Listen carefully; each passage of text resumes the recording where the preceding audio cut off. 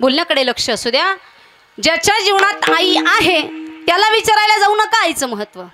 ज्याच्या जीवनातून खऱ्या अर्थानं लवकरच आई निघून गेली आहे ना त्याला विचारा आईचं महत्त्व काय असतं। खऱ्या अर्थानं ताई दारासमोरील रांगोळी पाहिली की आम्हाला आमच्या आईची आठवण होते। घरासमोरचं सडा सारवण पाहिलं की आम्हाला आमच्या आईची आठवण होते। आणखीन देवघरामध्ये खुंटीला टांगलेली तुळशीची माळ पाहिली की आम्हाला आमच्या आईची आठवण होते। आणखीन पुढे जाऊन जर सांगायचं झालं कपाटामध्ये तिची जर नऊवार पातळ पाहिली तर आम्हाला आमच्या आईची आठवण होते। आणखीन पुढे जाऊन जर सांगायचं झालं वर्णन करतात जर आई ताई खऱ्या अर्थानं आमच्या बापाकडे पाहिलं आणि असं वाटतं की आमचा बाप काय एकाएकी एकटा पडला की काय, म्हणून त्या बापाकडे पाहिलं की आम्हाला आमच्या आईची आठवण येते। म्हणून खऱ्या अर्थानं प्रसंगाला माय आठवते, पण ती कधी आठवते गेल्यानंतर आठवते, आहे तोपर्यंत तिचं महत्त्व कळत नाही। म्हणून प्रसंगाला माय आठवते। खऱ्या अर्थानं कशामध्ये आम्हाला आमची माय दिसते। एक कवी फार सुंदर वर्णन करतो। हंबरून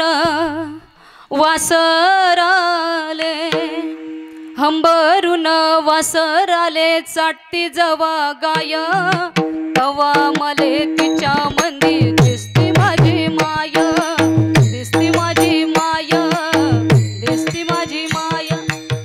ताई जेव्हा खऱ्या अर्थानं एखादी गाय आणि वासरू जर जिव्हाळ्याने एकत्र पाहिले तर आम्हाला आमच्या आईची आठवण येते। म्हणून प्रसंगाला आमची माय आम्हाला आठवते। कुठे पाहू आता आम्ही ते आमच्या आईला जिनं आम्हाला हा हाडामासाचा देह दिलाय आणि हाडामासाचा देह आमच्या स्वाधीन करून आम्हाला लहानाचं मोठं केलं, जिनं तिच्या दुधाच्या अमृतासारख्या धारा आम्हाला पाजल्या आणि खऱ्या अर्थानं या जगातून निघून गेली। आता आम्ही कुठे पाहू ती आई, कोणाला हाक मारू आम्ही आई, कुठे पाहू आम्ही आई।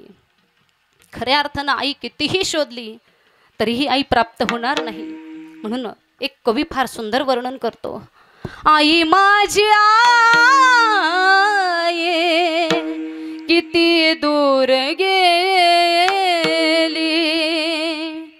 आई माझी आई कशी दूर गेली, सांभाळले जाईने जन्म दिला त्याईने, लेकराच्या सुखासाठी दुःख भोगिले आईने, आई माझी आई किती दूर गेली।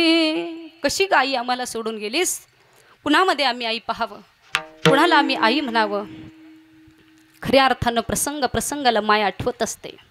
कशी आठवते, पूर्वीचा काळ फार भयानक होता, फार भयंकर होता।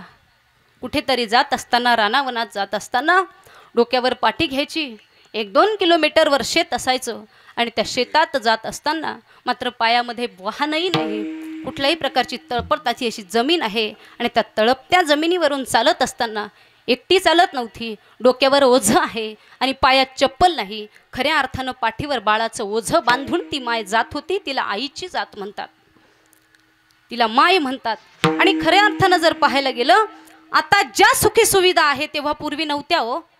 होतं का पूर्वी एवढं का नव्हत्या पूर्वी एवढ्या सुखसुविधा। आता जर पाहायला गेलं तर आम्हाला डोक्यावर पाण्याचा हंडा आणावा लागत नाही, लागतो का? आमच्या घरामध्ये नळ आहे, किचनमध्ये नळ उपलब्ध आहे, आम्हाला पाहायला जावं लागत नाही, विहीर दोरी हंडा काही पाहावं लागत नाही। म्हणून पूर्वीची परिस्थिती फार भयंकर होती। पूर्वीच्या बायांनी डोक्यावर पाणी आणावं, मात्र घरामध्ये पाट्या वरवंट्यावर मिरची मसाला वाटावा, एवढंच काय तर खऱ्या अर्थानं पूर्वीची लोक अशिक्षित होते, शिकलेले नव्हते। म्हणून खऱ्या अर्थानं सासुरवास फार असायचा। तो सर्व सासुरवास सहन करत मात्र खऱ्या अर्थानं 5-5, 10-10 मुलांना लहानाचं मोठं करणारे मायबाप आज या जगामध्ये आहे। आणि आमची परिस्थिती जर पाहायला गेलं फक्त हम दो आणि हमारे दो, ते दोन सांभाळता सुद्धा आमचे नाकी 9 येतात, अशी परिस्थिती आज जगामध्ये आहे। आणि ज्या मायबापांनी मात्र खऱ्या अर्थानं डोक्यावर पाटी आहे, ओझं आहे, पायात चप्पल नाही आणि खऱ्या अर्थानं मात्र अनवाणी पायानं ती माय चालते। वर्णन करतात कवी, तळपत्या उन्हात आणि रखरखत्या रानात राहिलीस माझ्यासाठी तू ग कष्टाच्या घामात, कधी मिळेल मुठभर घास, कधी घडे तिला उपवास, ओल्या मातीतून चालताना तुडविले काट्यांचे फास। आई माझी मायेचा सागर दिला तिने जीवनाकार। काय होती माय, कुठे होती माय, कुठे पाहायला मिळेल आज आपल्याला माय? नाही पाहायला मिळाल। कितीही शोधली, खऱ्या अर्थानं जर तिचा मुलगा बाहेरगावी जर नोकरी करत असेल, बाहेरगावी जर मुलगा शिकायला असेल, तर सुट्टीच्या दिवशी त्या लेकराच्या वाटेकडे अगदी भिरभिरत्या नजरेने हरणीसारखी तिचं लक्ष असतं। कधी माझं लेकरू येईल, कधी माझा बाळ येईल आणि मी त्याला डोळे भरून पाहिल आणि तो माझ्याशी दोन शब्द बोलेल, एवढीच अपेक्षा फक्त आईची असते। दुसरं काही नको आईला, दुसरं काही नको। खऱ्या अर्थानं जर सांगायला गेलं, तुम्ही आम्ही जीवन जगत असताना सर्व नाते स्वार्थी आहे हो, सर्व नाते स्वार्थी आहे। देहाच्या संबंधानं जे नाते दिसतात सर्व स्वार्थी आहे, स्वार्थपणाने आपल्यावर प्रेम करतात। पण खऱ्या अर्थानं निस्वार्थपणे प्रेम करणारं दैवत जर कोणतं असेल तर ते आपली माय आहे। करीला भावीन प्रीती, ती सदैव मात्र प्रेम करत असताना, लेकरांवर प्रेम करत असताना तिचा कुठल्याही प्रकारचा स्वार्थ नसतो। जन्माला एखादं बालक आलं आणि बालक जन्माला आलं म्हणजे खऱ्या अर्थानं तिच्या चित्तात फक्त आणि फक्त त्या लेकराचं हितच असतं, इतर दुसरं काही नसतं। जन्माला बालक आलं म्हणजे माझ्या लेकराचं कसं कल्याण होईल, जन्माला आलं बालक म्हणजे ती स्वतःला विसरूनच जाते, जणू तिच्या चित्तात फक्त लेकरू असतं। लेकुराचे हित, लेकुराचे हित, लेकुराचे हित, लेकुराचे हित, लेकुराचे हित वाहे माऊलीचे चित्त। तिच्या चित्तात सदैव आणि सदैव आपल्या लेकराचं हित असतं। म्हणून ही माय आज आम्हाला सोडून गेली। आईने तिच्या घरी काही नसतं का हो, तिच्या घरी काही नसतं का? मोठा बंगला आहे, चांगलं दीदीला पाहून दिलेलं आहे, पण मुलगी जरी आली तरी हे भर ते भर काय म्हणून नाही भरावं तिने त्या पिशवीमध्ये। ती जर कोण असेल तर ती माय आहे। म्हणून खऱ्या अर्थानं या आईला, या माऊलीला, या चौरे परिवारातून जाऊन आज वर्ष पूर्ण होतंय। एकच वाक्य मी बोलेन आणि सेवेला पूर्ण विराम देईन।